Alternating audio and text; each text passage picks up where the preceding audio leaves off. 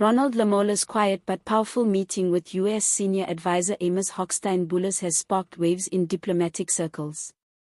Officially described as a discussion on issues of mutual interest, the encounter may be far more consequential than the press release lets on. With South Africa grappling with energy crises, global scrutiny, and a fragile new political order, Lamola's growing role as a diplomatic envoy signals a recalibration of Pretoria's foreign policy. The U.S., eager to solidify African partnerships amid global uncertainty, may have found in Lamola a pragmatic voice willing to engage on energy, trade, justice, and cybersecurity. This wasn't just about protocol, it was about power, influence, and redefining alliances. As tensions mount over AGOA, global alignments, and the future of multilateralism, Lamola's handshake in Washington could signal a new path for South Africa, one that straddles sovereignty and cooperation with surgical precision. In a move that sparked both curiosity and cautious optimism in political circles, South Africa's Minister of Justice and Correctional Services, Ronald Lamola, recently held a high-level meeting with Amos Hochstein Boulos, a senior advisor to U.S. President Joe Biden. While the full details of their discussion remain classified, South Africa's Department of Justice confirmed they discussed issues of mutual interest. But this vague phrasing may conceal a far deeper diplomatic shift unfolding between the two nations. Lamola's growing international footprint signals his evolution from a domestic cabinet member to a strategic diplomatic envoy for President Cyril Ramaphosa's administration. As the ANC navigates a post-election power-sharing environment and seeks to re-establish credibility on the global stage, engagements like these are not symbolic, they are crucial recalibrations of international alliances amid rising global uncertainty. In this context, Lamola's meeting with a senior Biden official isn't just another entry in his diplomatic diary. It's a calculated step in the ANC's foreign strategy as South Africa stands at a critical crossroads. The timing of this meeting is no coincidence. Domestically, South Africa is emerging from one of its most divisive elections in democratic history, marked by coalition chaos and waning public trust. Internationally, the country faces mounting scrutiny over its non-aligned posture in global conflicts, particularly its stances on Russia's invasion of Ukraine and turmoil in the Middle East. The United States, seeking to consolidate partnerships with African democracies post-Trump, has viewed South Africa's diplomatic ambivalence with a mix of frustration and guarded patience. Against this backdrop, Lamola's dialogue with Boulos takes on layered meaning. But who is Amos Hochstein Boulos, and why does his presence matter? Boulos isn't just a routine diplomat. He is one of President Biden's most trusted advisors, primarily dealing with global energy policy, infrastructure strategy, and geopolitically sensitive trade discussions. That he sat down with Lamola strongly suggests the conversation went far beyond justice-related matters.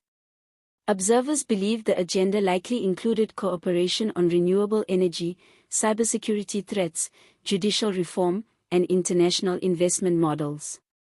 Lamola has repeatedly stressed South Africa's right to pursue an independent foreign policy, one that does not bow to ideological pressure from East or West. Whether on international platforms or AU meetings, he's argued for a balanced approach that puts South Africa's interests first.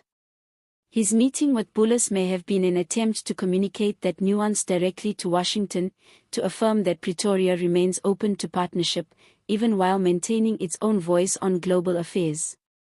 Energy security is almost certainly one of the key issues discussed. South Africa continues to reel from an energy crisis that has paralyzed infrastructure and economic productivity. The U.S. is among the G7 nations backing the $8.5 billion Just Energy Transition Partnership, JETP, aimed at helping South Africa shift away from coal dependency.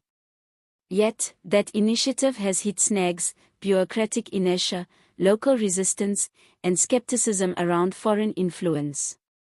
Lamola may have sought clarity, safeguards, and possible acceleration of support on South African terms. Another pressing topic was likely corruption and institutional accountability. Lamola, who oversees the implementation of the Zondo Commission's findings, has been at the forefront of South Africa's anti-corruption campaign. With U.S. foreign policy now explicitly linking good governance to international aid and cooperation, it's plausible that Washington is looking for a clear roadmap from Pretoria on justice reforms. Sharing of intelligence, capacity-building efforts, and even joint task force proposals could have been discussed, offering potential to strengthen South Africa's credibility and resilience.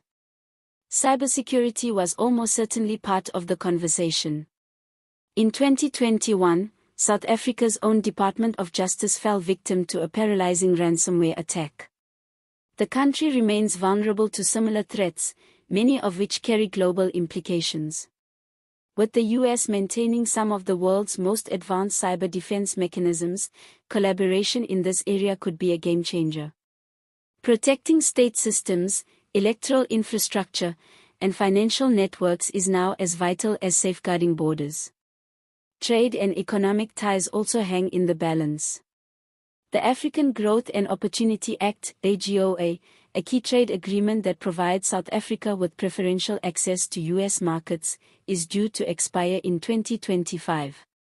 Its renewal is uncertain, especially in light of U.S. congressional frustrations over Pretoria's perceived closeness to Russia and China. Lamola's visit could be viewed as an effort to salvage or renegotiate favorable trade terms, while reasserting South Africa's right to craft an independent global identity. Visa regulations and cross-border mobility might also have made it to the table. South African students, entrepreneurs, and skilled workers often cite U.S. visa hurdles as a barrier to opportunity. Any progress toward easing travel restrictions would not only boost goodwill but also unlock new educational and business pipelines between the two countries. While we may never know the full scope of what was discussed, it's clear this wasn't just a protocol visit. The symbolic weight of the meeting, and its strategic implications, make it a landmark moment in South African-American relations. Ramaphosa's administration knows it must walk a delicate line, projecting strength and independence while still courting meaningful international alliances. Lamola, with his rising diplomatic profile, appears increasingly capable of walking that line with nuance and intent. This is not just about one meeting.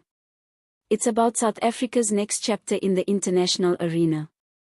Can it define itself as a non-aligned powerhouse, building bridges between East and West while standing firm on sovereignty and national interest? Or will it be pressured into submission, compromising its vision in exchange for conditional partnerships? Lamola's dialogue with Boulos is a test case. A seed has been planted.